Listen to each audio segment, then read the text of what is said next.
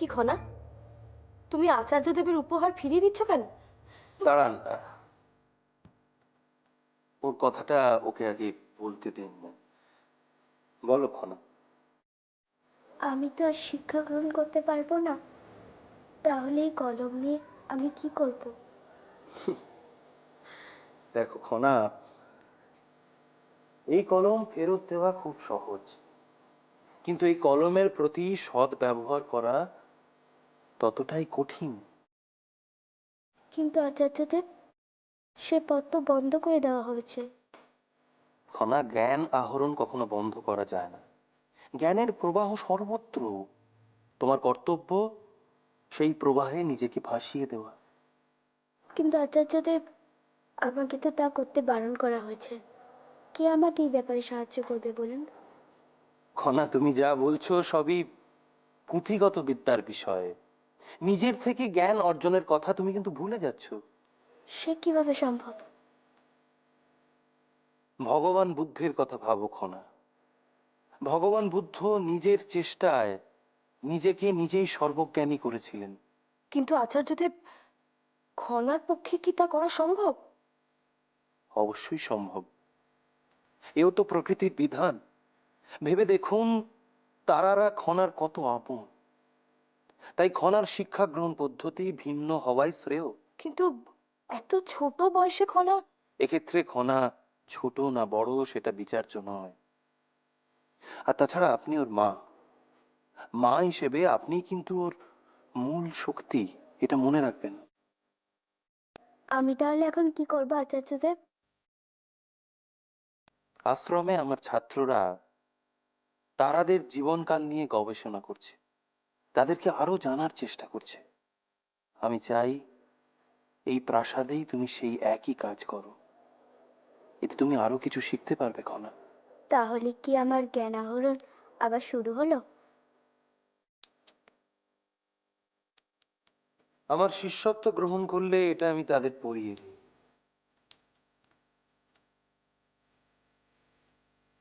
আজ তোমাকে দিলাম, আশা করি এটা তোমার শক্তির উৎস হবে।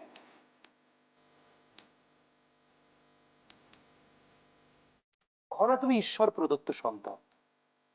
তোমার শিক্ষা লাভকে বঞ্চিত করার ইচ্ছে স্বয়ং ঈশ্বরেরও নেই। আচার্যদেব, আপনি যা বললেন আমি আমৃত্যতা পালন করব।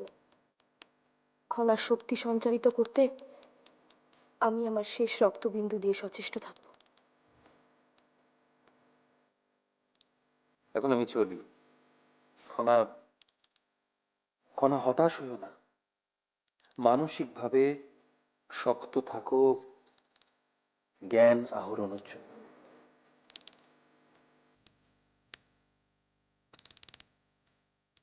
আসো। শক্ত থাকবো আচার্যদেব। অবশ্যই শক্ত থাকবো। আর সেই দিনটার জন্য অপেক্ষা করে থাকবো, যেই দিন আপনি নিজের হাতে এইটা আমাকে পরিয়ে দেবেন।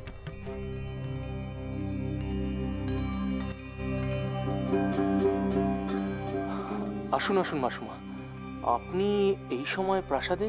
হ্যাঁ উপদেশ্য, আসলে জ্যোতিষবীরের মুখে যখনই শুনলাম যে খনার জন্মকুণ্ডলী তৈরি করা যাচ্ছে না, তখন থেকেই খুব দুশ্চিন্তায় আছি।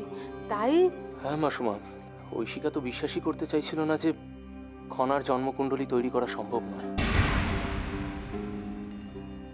আমি লজ্জিত মহারাজ যে রাজকুমারীর জন্মকুণ্ডলী আমি তৈরি করতে পারিনি। যদি অন্য কোনো জ্যোতিষীকে দিয়ে আপনি... না না, এক্ষুনি এসবের কোনো প্রয়োজন নেই। আপনি আপনি চেষ্টার কোনো ত্রুটি রাখেননি, এটাই আমার বিশ্বাস। কিন্তু উপদেশ্য, খনার জন্মকুণ্ডলী নিয়ে তো ছেলে মানুষই করা যায় না। অন্য জ্যোতিষীর পরামর্শ তো আমরা নিতেই পারি। আচ্ছা জ্যোতিষবীর, আপনার সন্ধানে কোনো ভালো জ্যোতিষী কি রয়েছেন? এই মুহূর্তে দরকার সিংহলের সবচেয়ে জ্ঞানী ব্যক্তি, আর তিনি হলেন আচার্যদেব।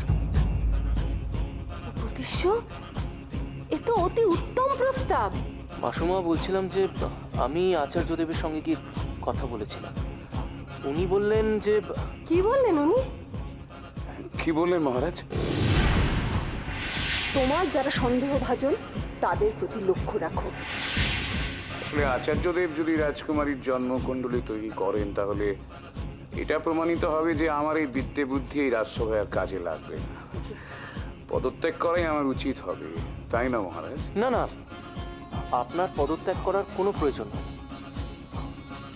আচার্যদেব আমাকে বললেন যে খনার ভবিষ্যৎ নিয়ে এখন চিন্তিত হওয়ার কোনো প্রয়োজন নেই। এখন আমি চলি, আমার কিছু কাজ আছে।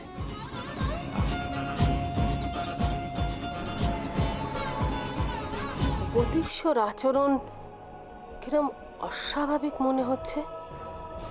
ওকে কি কেউ সাবধান হবার পরামর্শ দিয়েছে? রাজিমা, রাজিমা, আমি আমার কথা রাখতে পেরেছি। এত উত্তেজিত কেন? তা কি কথা রাখতে পেরেছো তুমি?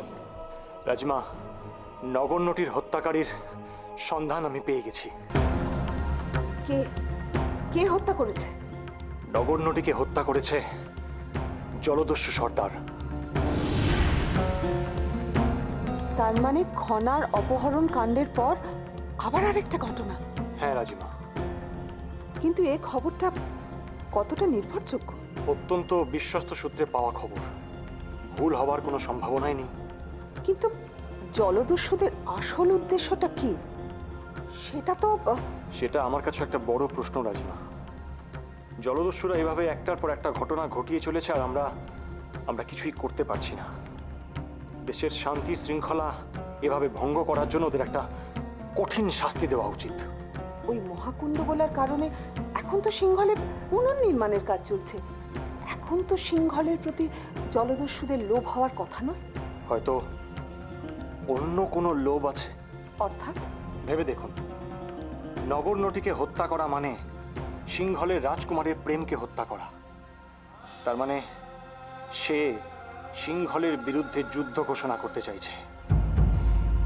এবং এক্ষেত্রে হয় সে জানে যে রাজবংশের মধ্যে দ্বিধাবিভক্তি আছে, নয়তো সে দ্বিধাবিভক্তি বাড়াতে চাইছে। তাছাড়া এই হত্যাকাণ্ডের ফলে তোমার আর মহানামার মধ্যে দ্বন্দ্ব বেড়েছে। একটা রাজ্যে যদি রাজকুমার আর উপপ্রধানমন্ত্রীর মধ্যে দ্বন্দ্ব থাকে তাহলে তো শত্রুরা লাভবান হবেই। একটা কথা আমার বারবার মনে হচ্ছে রাজিমা, এই পুরো ঘটনার পিছনে তৃতীয় কোনো ব্যক্তি লুকিয়ে আছে, যে আসল মেরুদণ্ড। কিন্তু প্রশ্ন হলো সেই ব্যক্তিটি কে? জয়দ্রথ, আমার আশঙ্কা ক্রমশই বাড়ছে। এই অবস্থায় কিন্তু মহানামাকে আমাদের পাশে দরকার। মহানামা আর তোমার মধ্যে দূরত্ব ঘোচাতেই হবে এক্ষুনি। এই মুহূর্তে মহানামার কাছে যাওয়া উচিত। আমি জানি ও এই সময় হয়তো খুব বিধ্বস্ত, কিন্তু এক্ষুনি যাব। চলো আমার সঙ্গে। তোমার আর মহানামার মধ্যে দ্বন্দ্ব আমাকে ঘোচাতেই হবে। এসো।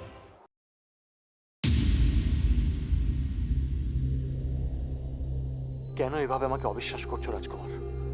একজন যোদ্ধা হয়ে আরেকজন যোদ্ধার উপর ভরসা নেই তোমার? জয়দ্রথ, তোমার নিজেকে যোদ্ধা বলতে লজ্জা করে না? নির্লজ্জ।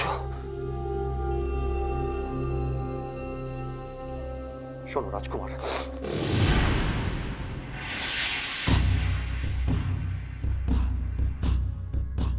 ভ্রান্ত রাজনৈতিক ধারণার জন্য তুমি হয়তো আমার বিরোধী হয়েছ, কিন্তু রাজকুমার,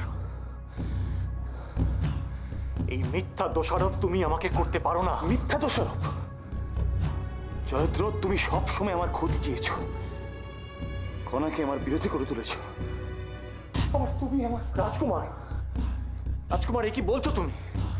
খনা এক শিশু মাত্র, তার মন বিষিয়ে দেওয়ার মতো কাপুরুষ আমি নই।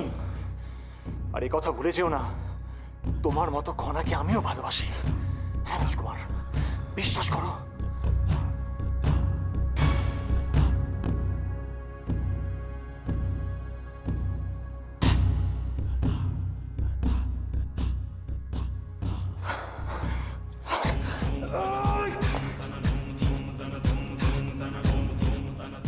ও,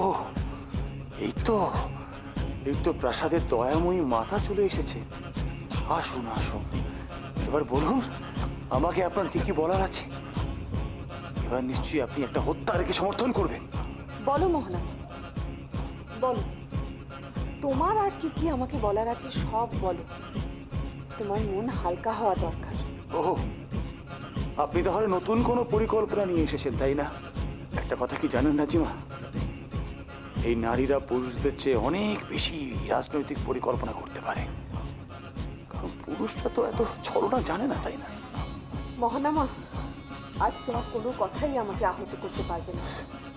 হ্যাঁ, কারণ আমি জানি সন্তান যখন মানসিকভাবে আহত থাকে তখন একজন মার কি করা উচিত। মহানামা, তুমি হয়তো ভুলে গেছো ছেলেবেলায় আমি তোমাকে গান গেয়ে ঘুম পাড়াতাম।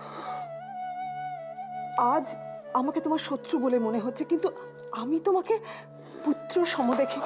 বন্ধ করুন, দয়া করে সব বন্ধ করুন। একজন নগণ্যটিকে যে রাজপুরুষ এতটা ভালোবাসতে পারে তার হৃদয় তো অনেক বড়, সে তো মহান। মহানামা, তোমার জন্য আমার গর্ব হয়। আমি জানি নগরনটীদের প্রতি সকলেরই একটা লোলুপ্ত দৃষ্টি থাকে, সকলেই তাদের শুধু ভোগ করতে চায়, কিন্তু মহানামা, মহানামা, তুমি তুমি তো তা চাওনি।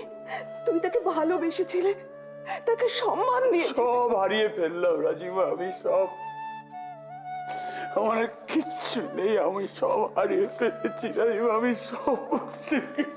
না মহানামা, তুমি এভাবে কেন বলছো? আমরা সকলে তো আছি তোমার কাছে।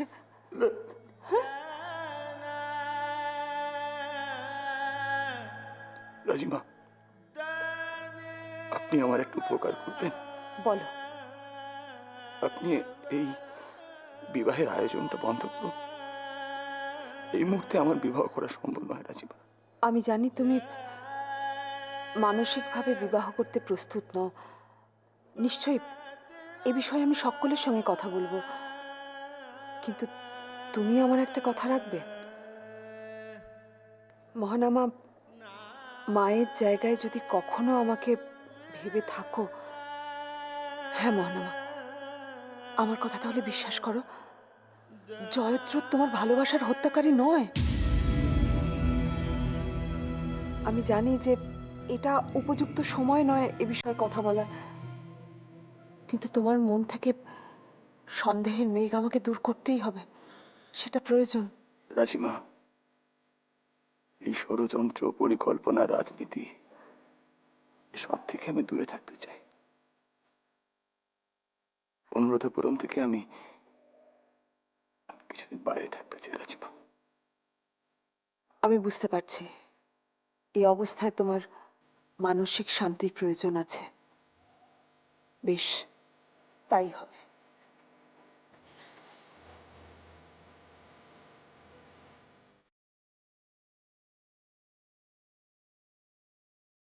রাজকুমার, রাজকুমার, তোমার প্রেমকে আমি হত্যা করিনি। বিশ্বাস করো, বিশ্বাস করো আমায়, আমি এত নীচ কাজ কখনোই করতে পারি না।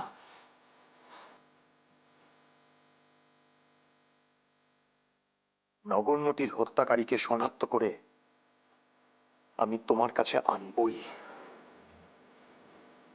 বিশ্বাস করো আমায়, এই দায়িত্ব আমি নিজে নিলাম। খনামা, আচার্যদেব নিজে এই চারাটি তোমার জন্য পাঠিয়েছে। উনি বলেছেন যে তুমি যাতে নিজ হাতে এই চারাটি রোপণ করো। নাও।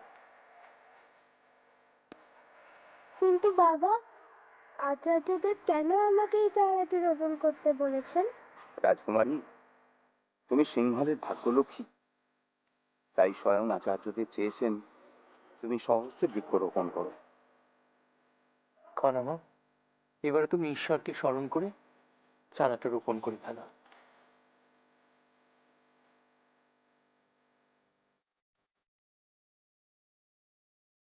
হে সূর্যদেব, আগ্নেয়গিরি ধ্বংসের পর আমাদের সিংহল পুরো ধূসর হয়ে গেছিল। এবার তুমি সিংহলকে চিরে সবুজ করে দাও ঈশ্বর, চিরে সবুজ করে দাও।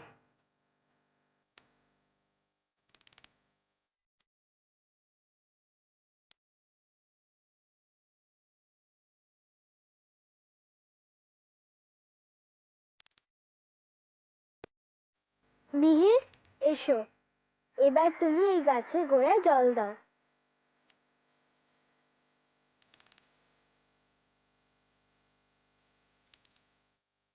সবই মা দুর্গার ইচ্ছা। আশা করি শৃঙ্খল আবার নিজের স্বমহিমায় ফিরে আসবে।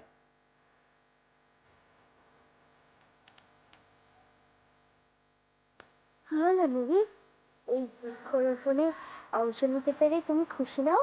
আমার খুশি হওয়ায় বা না হওয়ায় কি আসে যায়? এভাবে কেন বলছো মিহির? তোমরা যখন আশ্রমে বৃক্ষরোপণ করো তখন তো তোমাদেরও কত মজা হয় বলো, তাতে কি এত গুরুত্ব দেওয়া হয়? তুমি শৃঙ্খলের রাজকুমারী, তার উপরে ভাগ্যলক্ষ্মী, তোমার বৃক্ষরোপণের গুরুত্বটাই আলাদা। তুমি ঈর্ষা করছো? দয়া করে এ ব্যাপারে ঈর্ষা করো না, কারণ প্রথমত এটা সিংহলের ভবিষ্যতের প্রশ্ন, তারপরে তুমি আমার বন্ধু। বন্ধু ঈর্ষা করলে কি ভালো লাগে বলো? আর তুমি যদি সত্যি সিংহলকে ভালোবেসে থাকো তাহলে এই ঈর্ষা তোমাকে শোভা পায় না। দয়া করে আমার জন্য না হোক, এই সিংহলের জন্য অন্তত তুমি সব ঈর্ষা মন থেকে মুছে ফেলো।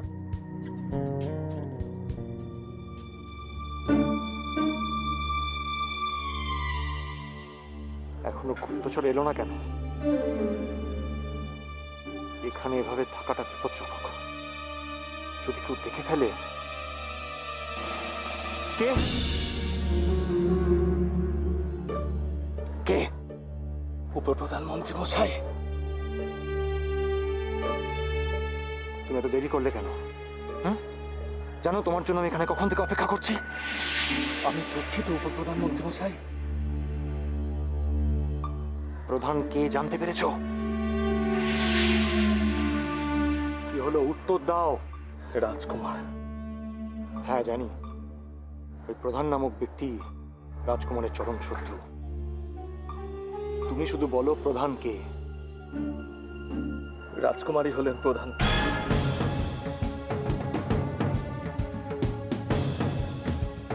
তুমি জানো তুমি কি বলছো? আমি যা বলছি নিশ্চিত হয়ে বলছি। এই সংবাদটা যদি সামান্যতম ভুল হয় তাহলে কিন্তু তোমার প্রাণ যাবে। আমি সঠিক খবর পেয়ে আপনার কাছে এসেছি।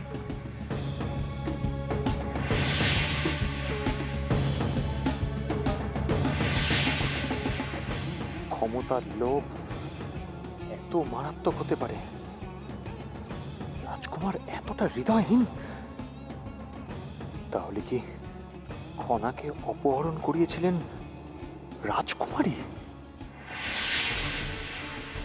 কিন্তু একটা কথা তো কিছুতেই মিলছে না। মহানামা যদি প্রধান হয় তাহলে জলদস্যুর নগণ্যটিকে হত্যা করলো কেন? তাহলে কি জলদস্যুর সঙ্গে মহানামার কোনো বিবাদ সৃষ্টি হয়েছিল? কিন্তু এই সব কিছুর মধ্যে সব থেকে বেশি বিপদে রয়েছে খনা। রাজকুমারকে এখন কি চোখে দেখব? খনার বন্ধু না শত্রু? খনাকে আত্মরক্ষার শিক্ষা আমায় দিতেই হবে। আচার্যদেব ওকে ভাগ্যলক্ষ্মী ঘোষণা করেছিলেন, আর আমি ওকে সিংহলের দেবী দুর্গা বানাবো। যেভাবেই হোক বানাবই।